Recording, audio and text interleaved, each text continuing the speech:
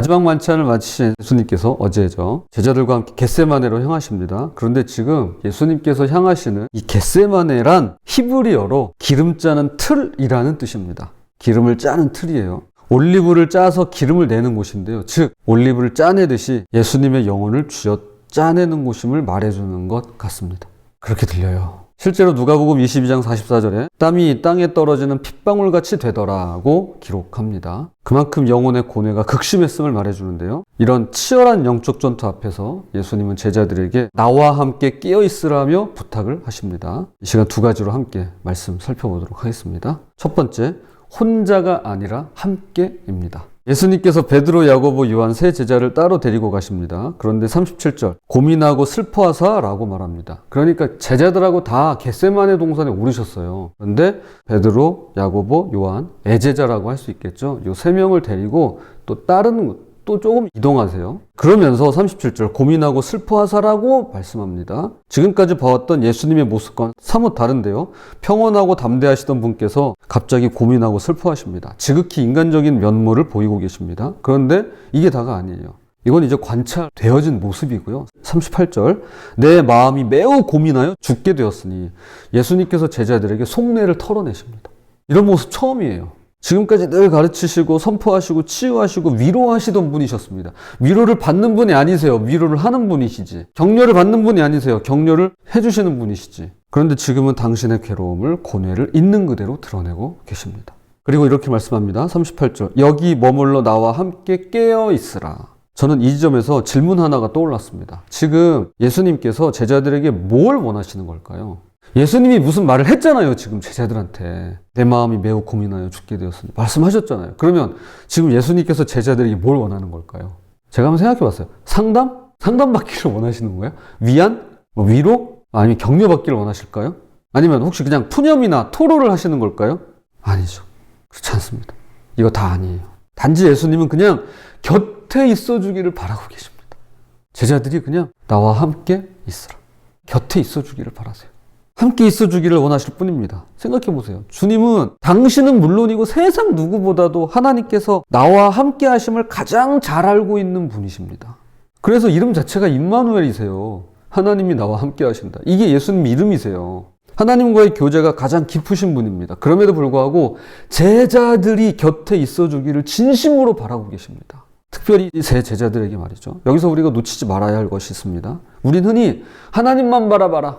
하나님만 의지해라 라고 말할 때가 있습니다. 그렇죠. 여러분 그런 말씀 들어보셨잖아요. 그리고 여러분도 그런 말씀 하시지 않을까요? 하나님만 바라봐. 하나님만 의지해. 그런 말씀 하시잖아요. 물론 맞는 말입니다. 맞는 말이에요. 그러나 언제나 맞는 말을 조심해야 돼요. 언제나 100점짜리 정답을 조심하셔야 돼요. 주님 이외의 정답은 없습니다. 절반은 맞지만 절반은 틀리다고도 할 수 있지 않을까 싶은데요. 당연히 우리가 궁극적으로 의지해야 할 분은 오직 하나님 한 분뿐이십니다. 궁극적으로 의지해야 될 분이에요. 그러나 예수님께서도 제자들을 의지하셨습니다. 가장 독립적이신 분, 가장 완전하신 분께서 제자들과 함께 있기를 바라고 계십니다. 아니 예수님이 그런 게 뭐가 필요하겠어요? 아니에요. 필요하다고요. 필요합니다. 예수님도 같이 있기를 원하셨어요. 그러니 제자들이 잠들어 있는 모습에 그분 마음이 얼마나 아프셨을까요? 아마 복천 터지지 않으셨을까요? 40절 제자들에게 오사 그 자는 것을 보시고 베드로에게 말씀하시되 너희가 나와 함께 1시간도 이렇게 깨어있을 수 없더냐. 사실 이게 가슴 치면서 하는 말이죠. 아유 그러지 못해. 여기서 1시간은 정확히 60분은 아닙니다. 그토록 짧은 시간조차 라는 의미죠. 특별히 조금 전까지만 해도 전 주님과 함께 죽겠습니다 라며 큰 소리 쳤던 베드로를 향해 하시는 말씀입니다. 그런데 그 짧은 시간조차 깨어있지 못하냐는 것이죠. 그럼에도 불구하고 하루 1시간 기도는 주님을 더 깊이 알아가는 좋은 습관이 될 것입니다. 그러므로 이것이 우리에게 말해주는 바는 분명합니다. 우리는 혼자 살 수 없습니다. 예수님께서도 제자들을 의지하셨다면 우리는 두말할 것도 없습니다. 우리에게는 공동체가 필요합니다. 기대고 의지하고 마음을 나눌 가족과 벗이 필요합니다. 그렇다면 이것이 하나님을 덜 의지하는 걸까요? 그럼 난 가족 의지하고 내 친구 의지하고 벗 의지하고 교우 의지하니까 그럼 주님을 덜 의지하는 걸까요? 아니죠. 그렇지 않습니다. 오히려 그 반대입니다. 궁극적으로 하나님만 바라보기 위한 도움을 얻기 위함인 것입니다. 격려와 지지를 받으며 어려움을 이겨내고 함께 성장하기 위함입니다. 우리의 신앙 여정은요, 그래서 성장하는 과정이에요. 근데 거기에는 반드시 가족이 필요하고 벗이 필요하고 교우가 필요하고 셋 다 있으면 좋겠지만 그 중에 하나는 반드시 있어야 돼요. 필요합니다.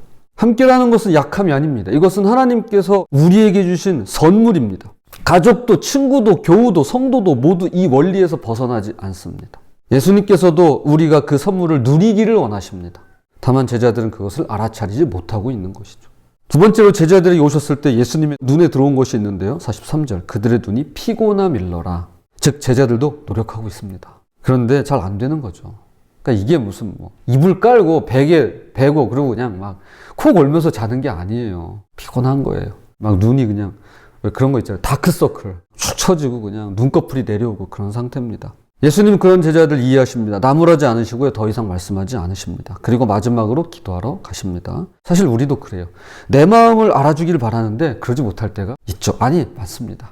게다가 예수님께서는 평소와 달리 직접 고민하여 죽게 되었다며 얼마나 괴롭고 힘든가를 말씀하셨더랬습니다. 그런데 신신당부를 했건만 그들은 또 잠들어 버리고 말았습니다. 그럼에도 불구하고 예수님은 제자들을 책망하는 대신에 이해하십니다. 저는 이것이 바로 공동체에 지향해야 될 모습이라고 생각합니다. 항상 그럴 수 있지는 못해요. 그런데 이게 우리가 나아가야 될 방향인 거예요. 우리는 서로의 연약함을 이해하면서 함께 있어주는 존재입니다. 완벽하게 깨어있지 못해도 때로는 곁에서 졸고 있을지라도 졸아! 야, 졸 수 있어? 이제 그럴 수 있지만 그럼에도 불구하고 그 존재 자체가 위로가 되는 것입니다. 그러니까 있는 것만으로도 이거는 위로예요. 그냥 여러분이 지금 온라인으로 들어가 계시다. 이것만으로도 위로인 겁니다. 현장에 이렇게 와 계시다. 위로인 겁니다.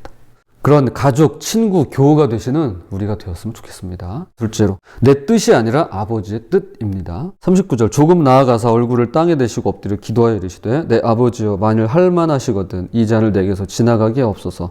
그러나 나의 원대로 마시옵고 아버지의 원대로 하옵소서 하시고 이것은 가장 위대한 기도이면서 가장 인간적인 기도이기도 한데요. 고통을 피하고 싶고 괴로움을 겪지 않기를 바라는 지극히 자연스러운 바람입니다. 그런데 이것이 바로 기도의 시작이에요. 우리의 솔직한 마음에서 출발하는 것이죠. 그런데 예수님은 솔직한 마음으로 끝내지 않으십니다. 나의 원대로 마옵시고 아버지의 원대로 하옵소서라며 기도의 방향을 바꿉니다. 기도의 줄기를 바꿔요. 내 뜻에서 아버지의 뜻으로 기도의 축이 이동하고 있습니다. 41절 시험에 들지 않게 깨어 기도하라. 저는 이 말씀이 제자들에게만이 아니라 예수님 자신에게도 하시는 말씀처럼 들립니다. 이 잔을 지나가게 해달라고 지금 요청하고 계시잖아요. 그럼에도 불구하고 예수님은 같은 내용으로 3번 반복하십니다. 기도하십니다. 44절 또 그들을 두시고 나아가 3번째 같은 말씀으로 기도하신 후 왜 하필 3번일까요? 한 번으로 충분하지 않을까요? 하나님은 우리가 말하기도 전에 이미 할 말을 다 알고 계시는 분이시잖아요. 이것을 통해 우리가 알게 되는 것은 기도가 하나님께 어떤 정보를 전달하는 게 아니라는 사실입니다. 기도는 우리 마음의 축이 바뀌는 과정이며 내 뜻이 하나님의 뜻으로 정렬되는 시간이에요. 저는 이 표현이 너무 좋아요. 주님의 뜻으로 정렬되는 시간. 권현경 교수는 이렇게 말합니다. 3번의 반복은 이 갈등의 힘겨움을 나타냅니다. 예수님의 희망은 성취되었습니다. 그러나 동시에 이 기도가 예수님의 희망 자체를 바꾸어 놓았습니다. 예수님은 첫 번째 기도에서 바로 아버지의 뜻대로라고 고백했지만 여전히 마음속 깊은 곳에서는 갈등이 있었더랬죠. 그래서 두 번째, 세 번째 연거푸 기도하십니다. 이 과정을 통해 점점 더 아버지의 뜻에 온전히 순복할 수 있게 되더라는 것입니다. 그리고 그 결과가 46절 일어나라 함께 가자입니다. 37절 고민하고 슬퍼하여 38절 죽게 되었다고 하시던 예수님의 모습은 온데간데 사라지고 없습니다. 이제 당당하게 담대하게 나아가시는 그분의 모습을 발견하게 되는데요. 그럼 무엇이 이러한 변화를 가져왔을까요? 네, 바로 기도입니다. 그런데 그 기도의 내용이라는 게 내 뜻을 굽히고 아버지의 뜻을 구한 것입니다. 우리는 종종 기도 응답을 내가 원하는 바가 이루어지는 것이라고 생각합니다. 그러니까 이게 아닌 건 머리도 아는데요. 우리가 바라잖아요, 이게. 너무 원하는 거잖아요. 그럴 수 있습니다. 그런데 진짜 응답은 내 뜻이 아버지의 뜻으로 바뀌는 것입니다. 내가 원하던 것을 얻는 것 이상으로 내가 원하는 것 자체가 바뀌는 것이죠. 그리고 그 과정에서 우리는 담대함을 얻게 됩니다. 37절에 인간적 나약함에서 46절 영적인 담대함으로 나아갈 수가 있는 것입니다. 지금 제자들은 잠들어 있습니다. 그러나 예수님의 마음은 전쟁터입니다. 내적인 갈등, 고민, 영적 전쟁이 한창입니다. 그래도 3번 똑같은 기도를 하시며 용기를 얻고 확신을 얻고 마침내 순종의 길을 택하고 계십니다. 예수님께서 그랬다면 우리는 두말할 필요 없죠.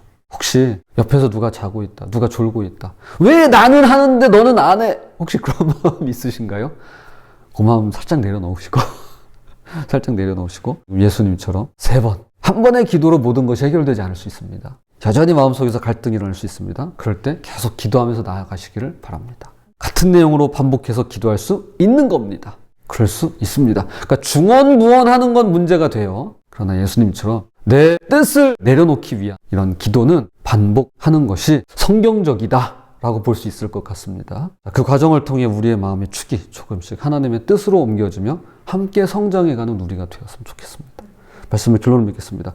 하나님께서 주신 2가지 선물을 발견하게 됩니다. 먼저 함께라는 선물입니다. 우리는 혼자가 아닙니다. 예수님도 제자들과 함께하기를 원하셨습니다. 완벽하게 깨어있지 못해도 때로는 곁에서 졸고 있을지라도 존재 자체가 위로가 되는 것입니다.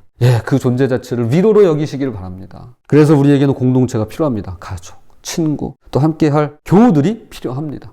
하나님께서는 우리를 혼자 두지 않으셨습니다. 우리 곁에 사람들을 두셨습니다. 이것이 하나님의 선물입니다. 또 하나는 기도가 응답보다 변화의 방점이 있다라는 것인데요. 내가 원하는 것이 이루어지는 것이 기도의 목적이 아닙니다. 먼저 예수님께서 3번 기도하시는 동안 기도의 축이 바뀌었습니다. 이 잔을 지나가게 하옵소서라는 당신의 뜻이 아버지의 원대로 하옵소서라는 그분의 뜻으로 기도의 축이 옮겨갔던 것입니다. 또한 마음의 변화가 일어나게 됩니다. 고민하고 슬퍼하시던 마음이 일어나라 함께 가자는 담대함으로 바뀌었습니다. 그리고 순종으로 나아갈 힘을 얻게 됩니다. 십자가를 향해, 죽음을 향해, 고통의 길을 향해 당당히 나아가게 될 담대함을 얻는 것입니다. 축의 변화, 마음의 변화, 그리고 순종의 담대함, 이것이 기도를 통해 주시는 아버지의 선물이라고 할 수 있는 것입니다. 선물이에요. 여러분 이거 없이 살아간다고 생각해 보세요. 오히려 그 삶이 더 괴롭고 힘들지 않을까 싶습니다. 부디 공동체 안에서 함께라는 선물을 누릴 때 연약함 가운데 서로를 이해하고 격려하며 내 뜻보다 아버지의 뜻을 구하고 마침내 순종의 길로 담대히 나아가게 되시는 저와 여러분이 되시기를 주님의 이름으로 부탁을 드립니다.